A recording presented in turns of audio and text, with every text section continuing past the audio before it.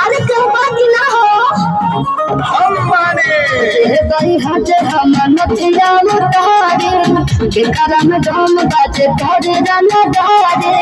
बड़ा बड़ा गाव पहिले नथिया बड़ा पहिले नथिया आज करा जाई और टाइट बना चलता हो जाए जिला बड़ा खंड होया जिला भूमि हारे से हिला बड़ा खंड होया जिला भूमि हारे से हिला बड़ा खंड होया जिला भूमि हारे से हिला बड़ा खंड होया जिला भूमि हारे से हिला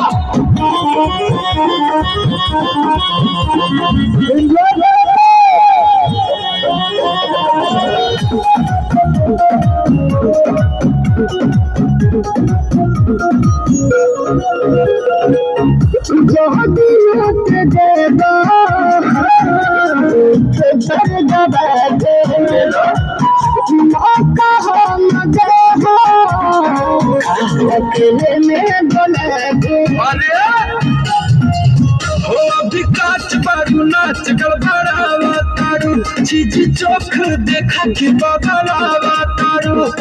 हर रंगीन में जागता हर बारो रसीला हो बारो रसीला अरे पहले में आवा छठी बारू तू सुखलता हो जाए तू गिला पर खंड होया जिला भूमि हारे से हिला पर खंड होया जिला भूमि हारे से हिला पर खंड होया जिला भूमि हारे से हिला पर खंड होया जिला भूमि हारे से हिला खंड होया जिला भूमि हारे से हिला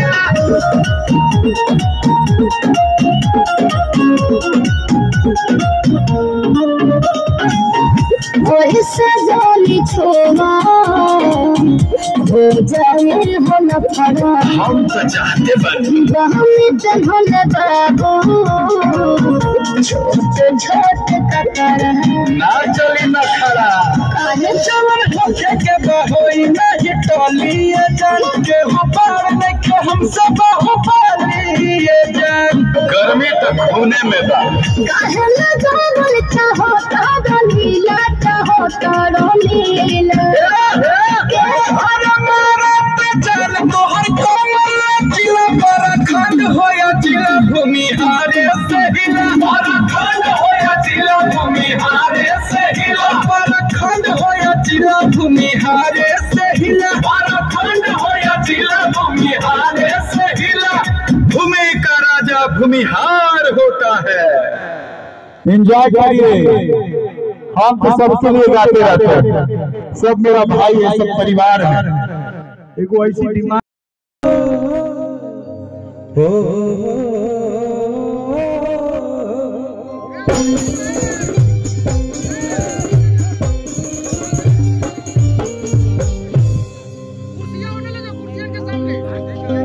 या देवी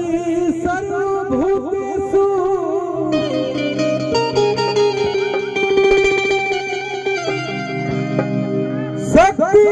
शक्तिरूपेण संस्थिता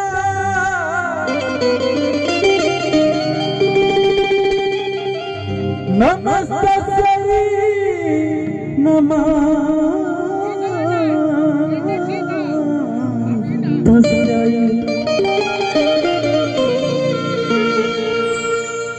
नमस्तस्यै नमो नमः।